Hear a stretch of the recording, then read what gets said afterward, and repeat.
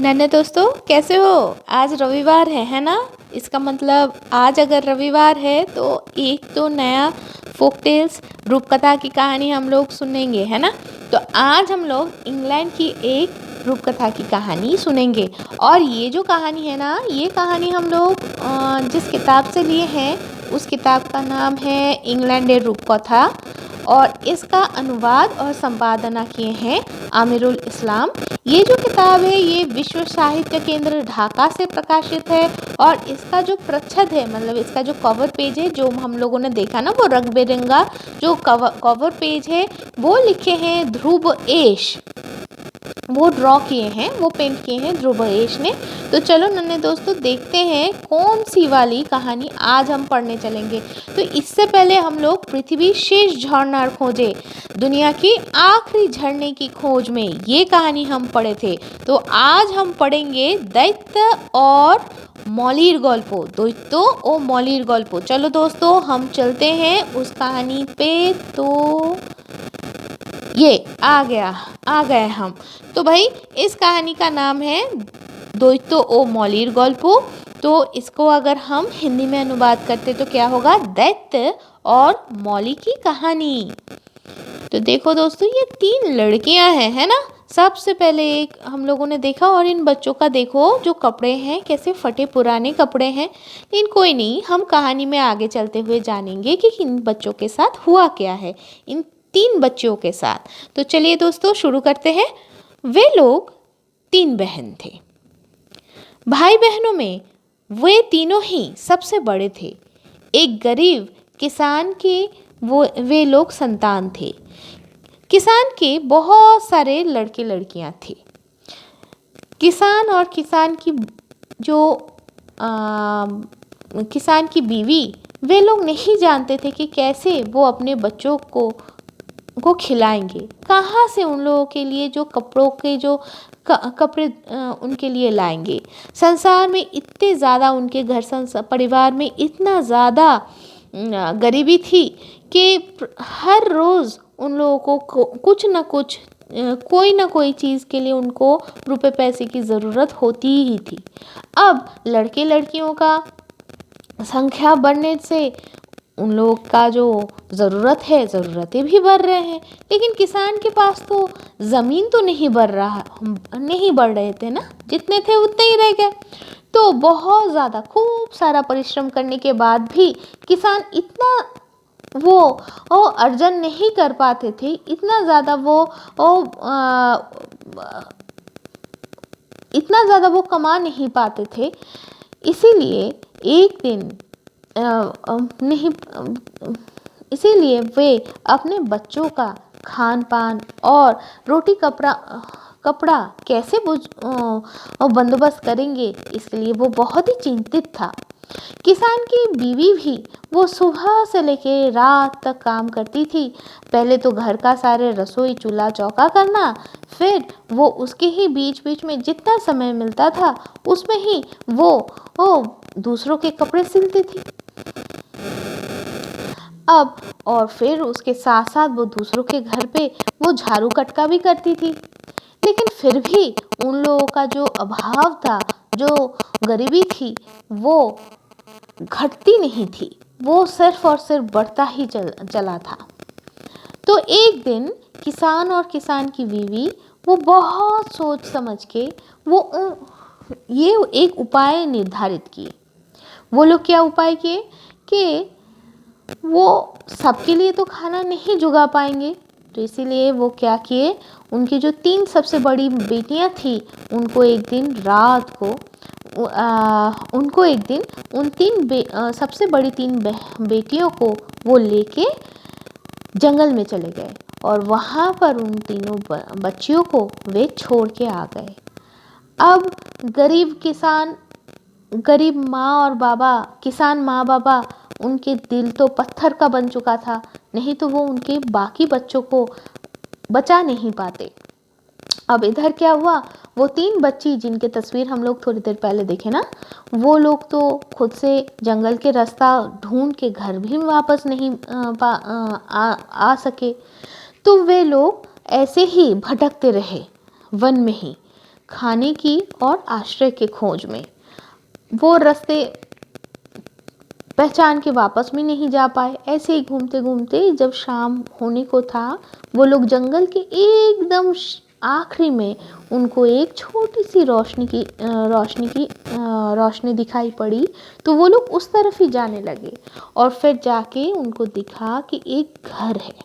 उस घर के जो दरवाज़ा है वहाँ पर वो धक्का देना शुरू किया तो एक औरत निकल के आई और फिर उनको ये तीनों बहनें बोले, हम लोग को थोड़ा सा खाना दोगे क्या आप? हम लोग ना रास्ता भटक गए हैं और हम लोग को बहुत ज़्यादा भूख लगा है। तो वो जो जो औरत थी वो बोली, अरे तुम लोग तो बहुत अच्छे बच्चे हो, लेकिन बच्चों मैं तुम्हें कहाँ से खाना दूँ? मेरे जो पति हैं वो खुद ही एक दैत्य है, राक्षस है। वो जहाँ तक घर में वापस आएंगे वो तुम लोगों को देखते ही तुम लोगों को ही पकड़ के खा लेंगे और तुम लोग उनके रात का मतलब डिनर बन जाओगे। तो बड़ा जो बच्ची है, बड़ी जो बच्ची है वो बोली, उससे हमें डर नहीं लगता, हम लोगों को अगर वो खा लेते हैं तो हम लोग बहुत ही खुश होंगे। लेकिन हम लोग ना अभी इतना ज़्यादा थक गए हैं और इतना ज़्यादा हम लोगों को भूख लगी है कि हम लोग अगर आप कुछ खाना नहीं दोगे तो हम लोग वैसे ही मर जाएंगे। ये बोल के वे रोना शुरू कर दी। तो दैत्य की जो बीवी है वो सोची, अरे ठीक है भाई, अगर ये लोग खुद से ही चाह रहे हैं कि भाई मेरे पति के रात का खाना बन जाने के लिए, तो ठीक है, प्रॉब्लम कहाँ है, कोई असुविधा तो है नहीं। और मेरी जो पति है वो मेरा पति तो रोज़ रोज़ गाय भैंस खा के बकरी खा के थक गए हैं, तो ठीक है, अगर उनके सामने मैं ये 3 बच्ची को दूंगी तो वे खा लेंगे उसको, तो वो भी खुश हो जाएंगे। तो फिर ये सोच के बोले, ठीक है बच्चों, तुम लोग अंदर आओ, मैं तुम लोगों को दूध और रोटी दे रही हूँ और फिर तुम लोग खा के आग के सामने बैठ के थोड़ा सा अपने आप को चंगा कर लो। तो वे लोग दैत्य की बीवी को धन्यवाद देके वो 3 बहनें घर के अंदर घुस गए, मकान के अंदर। लेकिन वे लोग ये नहीं समझ पाए कि वो जो दैत्य की बीवी है वो सच में वो चीज़ बोली थी कि भाई वो तो आके खा जाएंगे तुम्हें। तो ये सब नहीं समझ पाए। फिर वो लोग जैसा था वो खाना वाना खा के थोड़ा सा मतलब स्वस्थ हो गए, है ना। बहुत ज़्यादा तो पहले वो लोग थक गए थे। अब उसके बाद धीरे धीरे उन लोगों को बहुत नींद आने लगी। तो अब वो लोग सोचने लगे, अरे सोए तो कहाँ सोए। ऐसे ही इतने में ही उन लोग के कान में एक शब्द आया, कड़ा मार कड़ा मार, ऐसे शब्द उनके कानों में गूंजने शुरू हुआ। तो वो लोग क्या देखे कि वो जो दैत्य है ना वो वापस आ गया है और लग रहा था जैसे तूफान आ गया है, पता है, और पेड़ पौधे सारे टूट रहे हैं, इतना भयंकर आवाज़ होना शुरू हुआ। तो दैत्य की बीवी बोले, अरे तुम लोग थोड़ा सा भी आवाज़ नहीं करना, ठीक है, और तुम लोग आओ हमारे साथ और इस बड़े से बक्से के अंदर तुम लोग घुस जाओ और पूरा चुप होके रहना और छुप के रहना, जब तक ना दैत्य का खाना मतलब रात का खाना वो जब तक ना खा के ख़त्म कर ले और वो खुद से तुम लोगों को ढूंढ ना पाए, ये ख्याल रखना। अब दैत्य तो एकदम वैसे ही पूरा तूफान की तरह आ धमका और आके ही कहने लगा, हाउ माऊ खाओ, इंसान का खुशबू पाओ। तो ये बोलते ही दैत्य के बीवी ने भयंकर से गुस्सा दिखा के कहे, अरे तुम्हें हमेशा ही सिर्फ खुशबू मिलता रहता है? अभी तुम अच्छे बच्चे की तरह चुपचाप चेयर में बैठ जाओ और बैठ के रात का खाना मैंने दे दिया है उसको खाओ और अच्छे से खा पी के फिर सो जाओ, ठीक है। उसके बाद सोने जब चलोगे तो उससे पहले मैं तुम्हारे लिए एक सरप्राइज़ रखा हूँ, तुम बहुत खुश होगे। आओ खाना पीना ख़त्म करके दैत्य जब अच्छे से बोला तो दैत्य की जो बीवी है ना वो तब उस बक्से का कवर खोल के वो वहाँ से उन 3 नन्हे लड़कियों को निकाल के लाए और बोला, देखो ये 3 सुंदर सी बच्चियाँ यहाँ पर वो आई हैं, मैंने उनको रात को खाने के लिए खाना भी दिया है। अभी ये तीनों बच्चियाँ यहाँ पर ही रात गुजारेंगे और हमारे जो 3 लड़कियाँ हैं उनके ही साथ वो सो भी जाएंगे। तो मैं उनके ही बगल में उन लोगों के लिए सोने की बिस्तर बना दिया है। अब वे लोग अपने स्व इच्छा से ही हमारे यहाँ पर आए हैं, हम उनको पकड़ के नहीं लाए हैं और मैं इन 3 बच्चियों को तुम्हें उपहार स्वरूप दे रही हूँ। तो दैत्य तो बहुत खुश हो गया। वो और क्या करे, 3 बहनें ने जाकर इसके बाद दैत्य के 3 लड़कियों के बगल में सो गए। अब दैत्य लोग जब सोते हैं, जानते हो उन लोगों का नाक में ना कारा नकारा ढोल ढक्कर की तरह बजना शुरू हो जाता है। तो उस गर्जन से 3 बहनों को लग रहा था कि सब कुछ भूकंप से सब कुछ गिर जाएगा। अब 3 बहनों के अंदर सबसे जो छोटी बच्ची थी वो बहुत ही चालाक थी और उसकी नाम थी मौली। उसका नाम था मौली। उसको पूरा तो समझ में नहीं आया, लेकिन इतना तो समझ में आ गया कि यार कुछ तो गड़बड़ है। नहीं तो दैत्य एकदम सब कुछ एकदम मतलब बिना आवाज़ करके धीरे धीरे से वो क्यों आए और हम लोगों को क्यों देख के गए बेडरूम में, और वहीं अपने बच्चों के हाथ में वो क्यों सोने का वो काढ़ा पहना दिया और हमारे हाथ में क्यों कपड़े का काढ़ा पहना दिए। ज़रूर वो हम लोगों को अलग रूप से वो पहचान करवाने के लिए अलग अलग चीज़ें पहना के गए हैं। तो वो तो रात को उठ के जाग के बैठी थी, जितना भी उसको परिश्रम हो वो फिर भी जाग के बैठी थी। और फिर क्या हुआ, वो धीरे धीरे से जो कपड़े का काढ़ा और सोने का काढ़ा उन राक्षसों दैत्यों के बच्चियों के हाथ से अपने हाथ में पहन लिया और अपने हाथ का जो कपड़ों का काढ़ा था उसको मतलब चूड़ी बोलो जो भी बोलो, उस रिंग को उन दैत्य के बच्चियों के हाथ में वो उसने ट्रांसफ़र कर दिया, मतलब वो चेंज कर दिया, बदल दिया। फिर क्या देखते हैं, अब वो चुपचाप सो के क्या देखते हैं कि वो दैत्य जो है रात को इसके बाद धीरे धीरे से आया और उसके हाथ में ना एक वर्षा था। वर्षा बोले तो एक स्पीयर था और उस बल्लम हाँ एक बल्लम था जिसके मुंह में जिसके सामने वाला जो हिस्सा था ना उसमें 3 फलाए थे, त्रिफला था वो। और उसको वो बिना जाने सिर्फ वो सोने का जो काढ़ा था, सोने के काढ़े के बेसिस पे उसके ऊपर निर्भर करके उन तीनों बहनों को तो छोड़ दिए, लेकिन अपने बच्चों के हाथ में जहाँ तक वो कपड़े का वो बंधा हुआ देखा तो उसको लगा कि यही वो किसानों की बच्ची है। वैसे उन लोगों को तो पता नहीं था कि ये 3 बच्चियाँ किनके बच्ची हैं। तो वो इंसानों की बच्ची समझ के उनको उनके छाती में वो जो बल्लम है ना, त्रिफला जो बल्लम है वो पूरा का पूरा धंसा दिया। और वो तीनों बच्चियाँ दैत्य बच्चियाँ तब अपने ही कष्ट में, क्योंकि वो लोग तो मर गए, तो आखिर में मरने से पहले खूब चीखे और चीखने के बाद वो लोग मर गए। तो दैत्य ने तो उन तीनों को मार के वो चला गया। वो क्या सोच रहा है, अरे वाह बहुत अच्छा खाना मिल जाएगा, लेकिन उसको पता नहीं चला कि वो अपनी ही बच्चियों को 3 बच्चियों को वो मार डाला है। और वो उस बेडरूम से वो चला गया। अब ये भयंकर कांड देख के बाकी दोनों बहनें तो रोना शुरू कर दी। तब मौली कही, अरे एकदम चुप, अभी के अभी हम लोगों को यहाँ से भागना है, ठीक है, और कोई भी शोर शराबा नहीं। अगर शोर करोगे तो वो लोग जाग जाएंगे और जाग गए तो भाई हम लोग और भाग नहीं पाएंगे और हम लोग मर जाएंगे। तो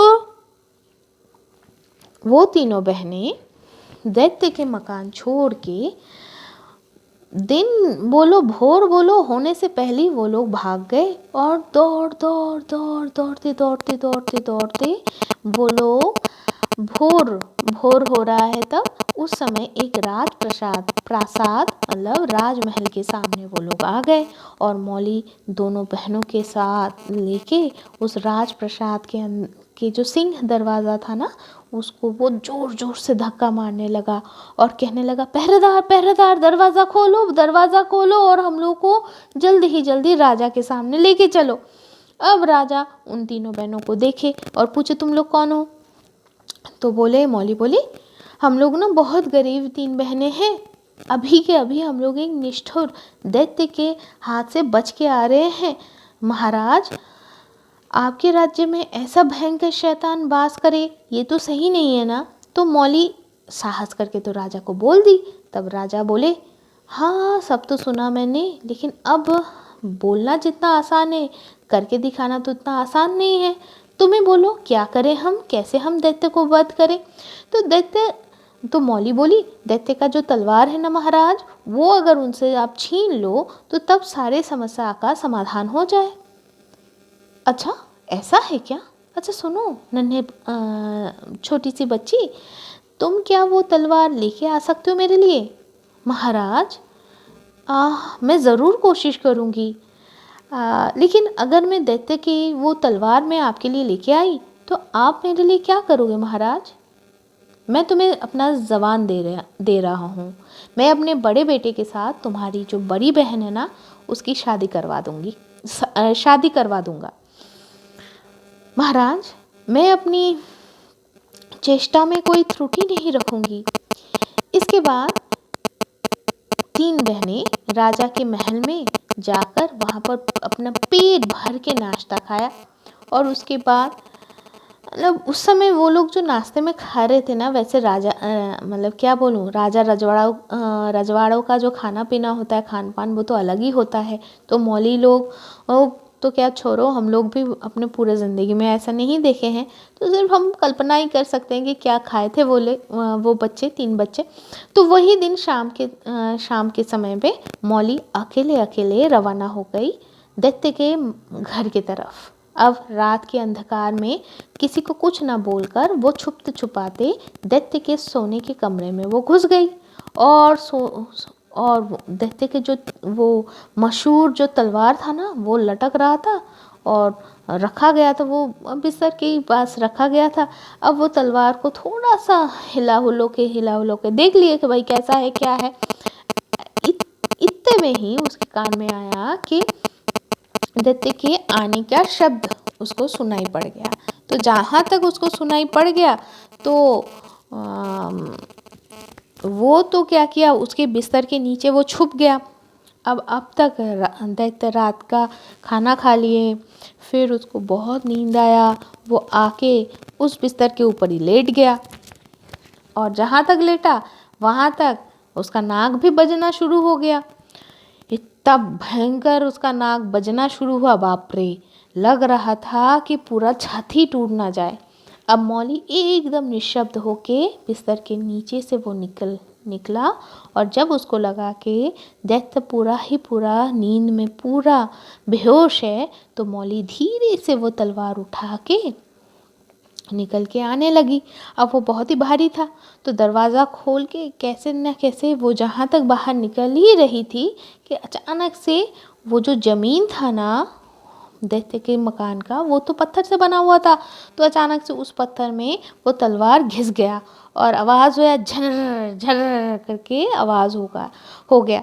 उस शब्द को सुन के दैत्य का तो नींद खुल गया। दैत्य नींद से जाग के ही खूब शोर शराबा कर दिए और वो एकदम कूद के फांद के वो घर के बाहर निकल के आ गया। लेकिन इतने में वो अपने हाथ में वो बल्लम, त्रिमुखी त्रिफला जो बल्लम था ना, वो लाना वो भूल गया और वो छोटी सी लड़की वो तलवार लेके भागने लगा। वो दौड़ रही है और इधर उसके पीछे पीछे दैत्य भी अपने बड़े बड़े पैर से फाड़ते हुए कूदते हुए वो उस बच्ची के पीछे दौड़ना शुरू कर दिया। अब मौली भी बहुत ज़ोर से दौड़ने लगे। अब दौड़ते एक बाल पुल के सामने आ गया। अब एक बाल क्यों? क्योंकि वो पुल दुनिया के सबसे बारीक वाला पुल था बच्चों, ठीक है। और इतना बारीक, उससे बारीक तो और हो ही नहीं सकता। लेकिन मौली तो छोटी बच्ची थी ना, इसलिए वो पुल के ऊपर खूब आसानी से चढ़ गई और उसको क्रॉस करके दूसरे साइड में आ गई। लेकिन दैत्य तो था पहाड़ की तरह, भाई वो कैसे उठ के आ जाए।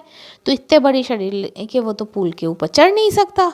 तो वो दूसरी तरफ आके उसी तरफ रह गया और गुस्से में आके कहने लगा, मौली तेरा मैं गर्दन मड़ोड़ दूंगी। नहीं दूंगा, है ना बच्चों। मेरा तो ग्रामर कहीं कहीं भूल हो जाता है, तो आप बड़ों से पूछ लेना जहाँ जहाँ मैं गलती कर रही हूँ, है ना। मौली तेरी मैं मटक दूंगा गर्दन, अगर तू वापस नहीं दे के जाता है मेरा तलवार, और अगर फिर से तुझे मैं अपना सामने पाऊं तो तेरा गर्दन मटक के मैं खाऊं। तो मौली तब वो तलवार हाथ में उठा के दैत्य को दिखाया और हंसते हंसते बोला, फिर से तुम्हारे साथ मेरा कब मुलाकात होगी मुझे नहीं पता भाई। बोल के मौली तो हंसते हंसते राजा के पास पहुंच गई।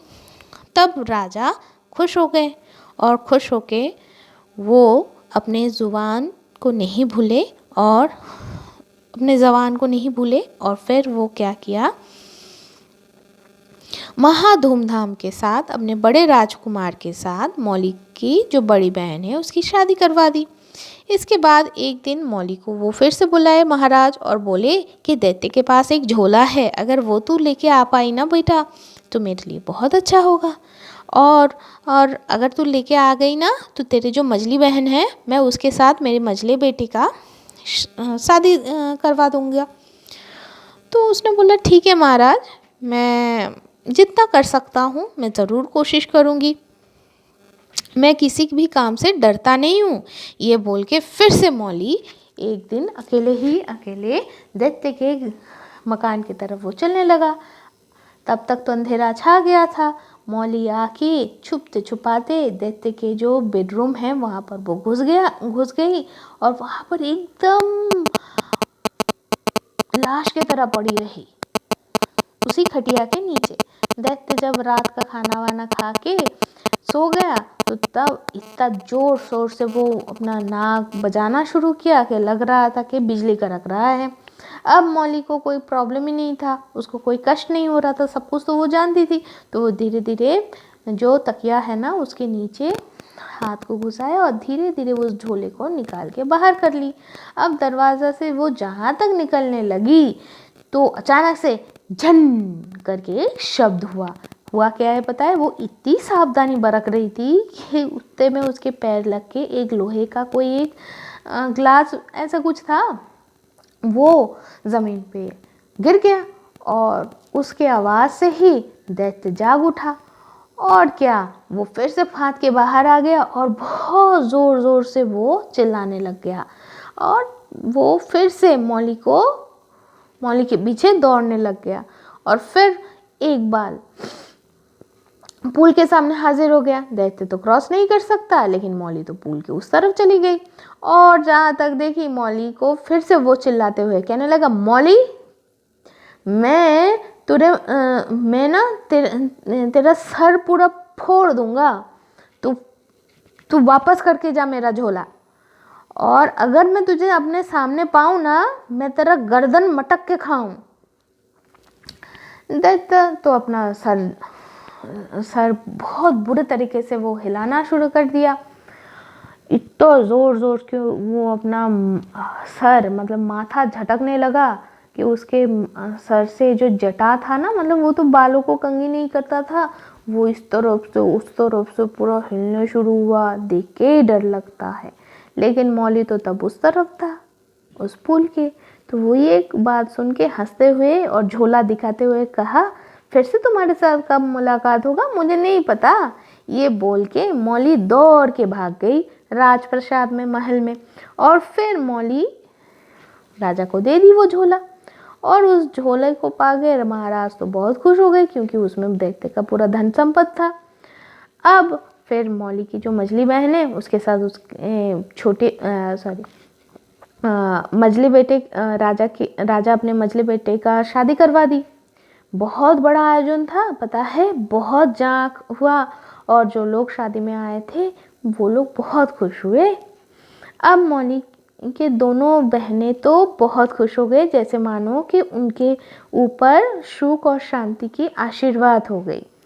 इसके बाद एक दिन राजा मौली को बोले, और सिर्फ एक चीज़ चाहिए मुझे मौली, तुम अगर वो चीज़ लेके आओ। मुझे वैसे पता है तुमको छोड़ के और कोई नहीं लेके आ पाएगा, लेकिन ये काम इतना आसान भी नहीं है।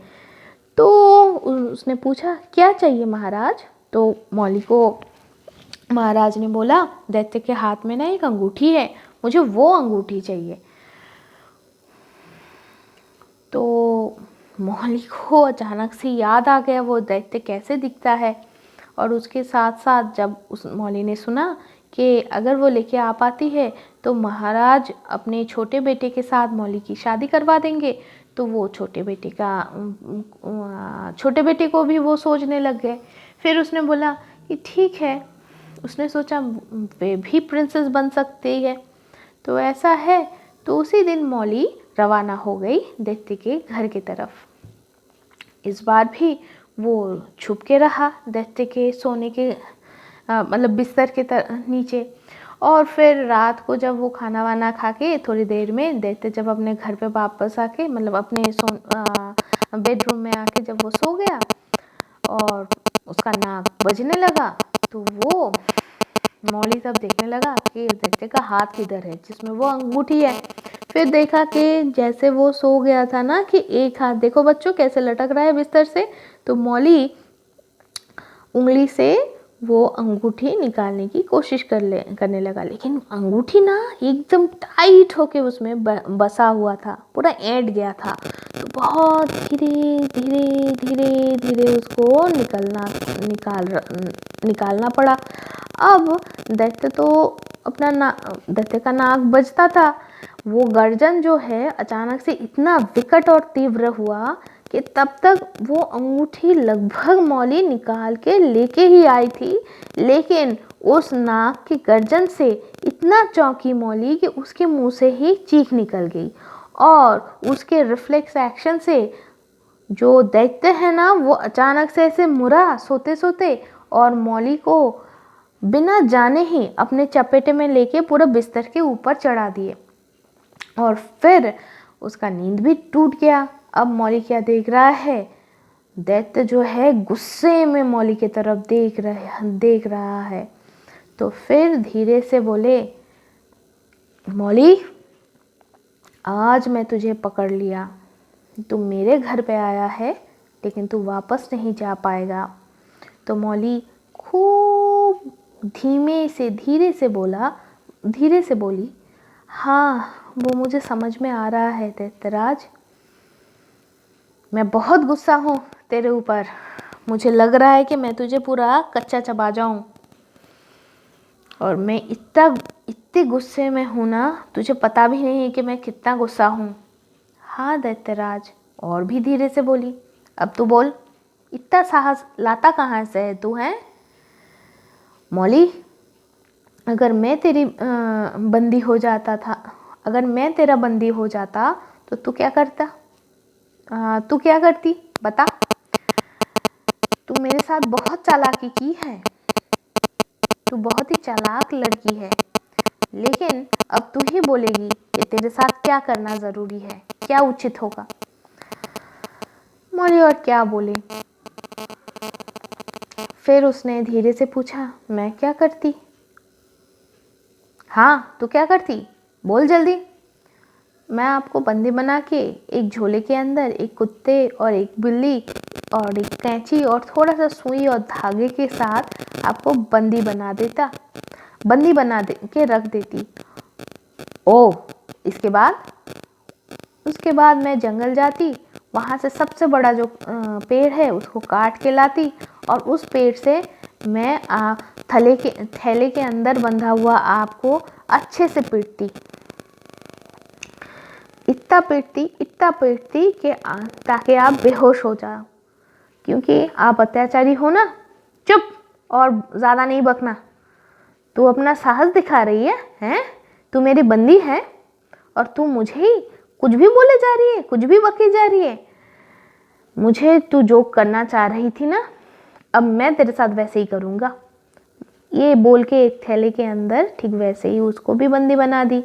अब मौली पूरे रात भर उस थैले में एक कुत्ता, एक बिल्ली, सुई धागा और कैंची के साथ लटकती रही। लेकिन इतने में मौली एक काम की, उस कुत्ते और बिल्ली के साथ वो दोस्ती बना ली। इससे हुआ क्या, वो उसको काटा नहीं। अब सुबह जहाँ तक हुआ वो सुबह की इंतज़ार कर रही थी। सुबह जहाँ तक हुआ दैत्य तो नींद से जाग उठा और जाग के ही वो तो एकदम बाहर चला गया और बाहर जाके वो सबसे बड़ा और मोटा सा लकड़ी ढूंढने के लिए चला गया। इतने में हुआ क्या, दैत्य की जो बीवी है ना, वो उस मौली के शरीर की जो बास है उसको सूंघ के वो अंदर आ गई और कहने लगा, हाउ माओ, इंसान का गंध पाऊँ, सुगंध पाऊँ बोल के जहाँ तक वो चीखा तो तब तक थैले के अंदर से मौली चीखने लगी, दैत्य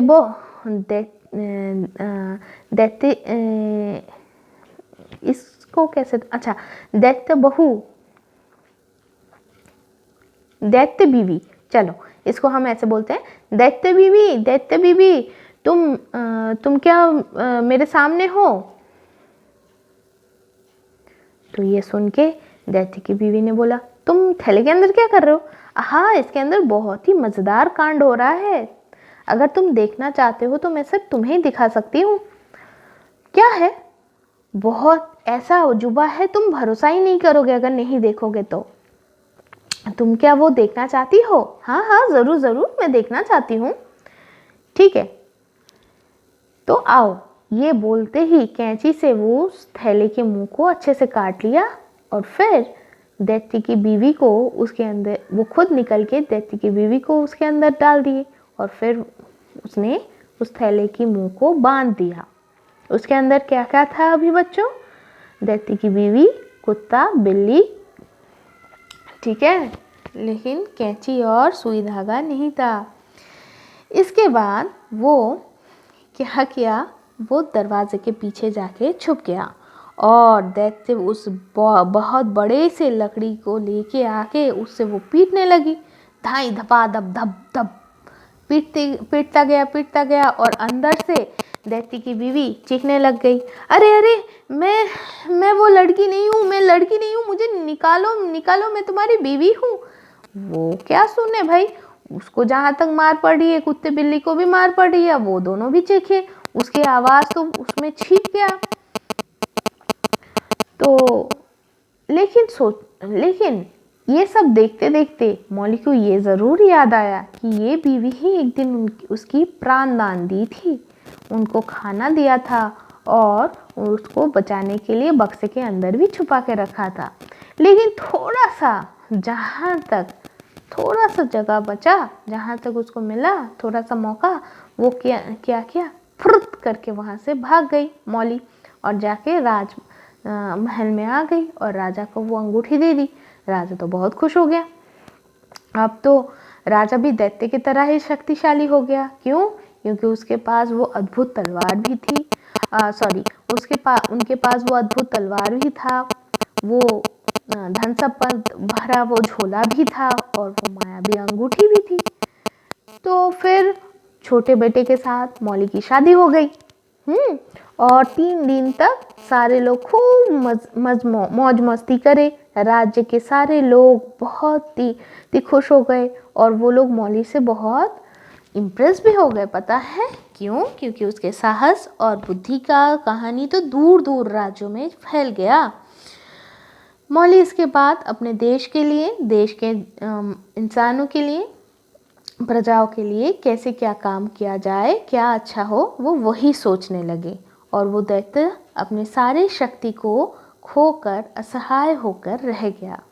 क्यों? क्योंकि उसके पास जादुई तलवार, धन संपदा का थैला और सोने की अंगूठी कुछ नहीं है। तो इसीलिए दैत्य के पास और कोई शक्ति ही अवशिष्ट नहीं रहा। वो इंसानों के राज्य में और नहीं आ पाता। इसी कारण से निश्चिंत हो गए उस राज्य के सारे लोग। और मौली की मम्मी पापा माँ बाबा उनको, वो तो इतना खुश हो गए, वो तो कृतज्ञ हो गए उस राजा, जो राजा हैं उनके प्रति और अपने बच्ची के भी प्रति। वैसे बच्ची, माँ बाबा कभी अपने बच्चों से कृतज्ञ नहीं होते, हम लोग अपने माँ बाबा से बच्चों कृतज्ञ होते हैं। यहाँ पर ये कहा गया है कि उनके जो माँ बाबा है राजा के प्रति वो कृतज्ञ हो गए। क्यों? क्योंकि अब देश के जो सारे बच्चे हैं ना, वो सारे खुशी से हंसते हुए बड़े होने लगे और उनके पास दैत्य का कोई डर नहीं है, सारे लोग सुरक्षित हो गए। तो बच्चों, यहाँ पर ही आज की कहानी ख़त्म हो गई और आज की कहानी से हम लोगों को 2 सीख मिला, बहुत प्रोमिनेंटली 2 सीख मिला। एक, शक्ति होने से ही वो आपकी नहीं होती, शक्ति को अपनी खूबियों को रक्षा भी करना पड़ता है। और दूसरी बात ये है कि शत्रु का विनाश अगर करना ही है तो उसको आखिर तक करो। जब आप ऐसे करना चाह रहे हो तो पहले अपने घर पे माँ बाबा, अपने शिक्षक से पहले ज़रूर एक बार डिस्कस, आलोचना ज़रूर करना, ताकि आप जिसको शत्रु समझ रहे हो वो आपके लिए शत्रु ना भी हो सकता है। लेकिन अगर निर्धारित कर रहे हो तो जब किसी पदक्षेप को लोगे तब मोह नहीं करना है बच्चों। लेकिन ये भी ज़रूर जानना कि हमारे अंदर जो सबसे बड़ा शत्रु होता है, हमारे ऐब होते हैं, उस चीज़ को याद रखना। अगर विनाश करना ही है, अपने अंदर की खामियों को करो और फिर अगर कोई आपकी कोई क्षति पहुंचा रहा है तो उससे अपने आप को आत्मरक्षा करो, जैसे मौली ने किया। तब उसको माया नहीं हुआ, तब नहीं करना है ना बच्चों। तो ये था आज की कहानी की अंत का अंत। लेकिन हम फिर से वापस आएंगे रविवार को और एक नया कहानी लेके। तब तक के लिए खुश रहो, फुदकते रहो और माँ और शिक्षिका और पिताजी की बातें सुनते रहो और पढ़ते रहो। खुश रहो बच्चों। टाटा।